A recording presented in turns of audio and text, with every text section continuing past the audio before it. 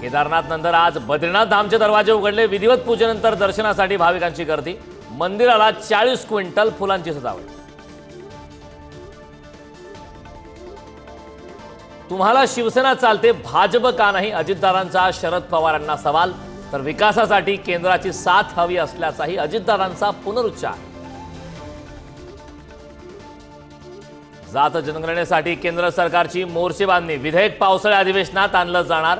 प्रारंभिक प्रक्रिया सप्टेंबर पासून सुरू होण्याची शक्यता। सुमारे 14,000 कोटी रुपये खर्चाचा अंदाज।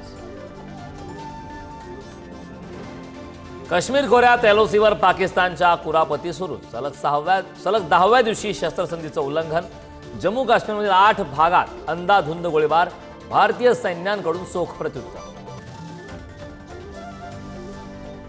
पाकिस्तानचा संरक्षण मंत्री ख्वाजा आसिफ पुन्हा बरळला। सिंधू नदीचं पाणी रोखण्याचा प्रयत्न केला तर हाणून पाडू, ख्वाजाची धरपकड।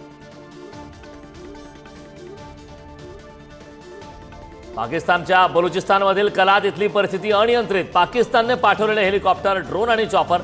बलुचिस्तान लिबरेशन आर्मीकडून 2 शहरांवरती कब्जा। पुरंदर विमानतळाच्या ड्रोन सर्वेला गावकऱ्यांचा विरोध कायम। बैलगाडीसह शेतकरी रस्त्यावर। जमावाला पांगवण्यासाठी पोलिसांकडून अश्रुधुराच्या नळकांड्यांचा वापर आणि सौम्य लाठीचार। 2 ते 3 दिवस विदर्भात वादळी वाऱ्यासह गारपिटीचा अंदाज। नागपूरसह गोंदियाला पावसाने झोडपलं। अनेक ठिकाणी झाडं पडली उन्मळून। घरावरील पत्रे उडाल्यानं संसार मात्र उघड्यावर।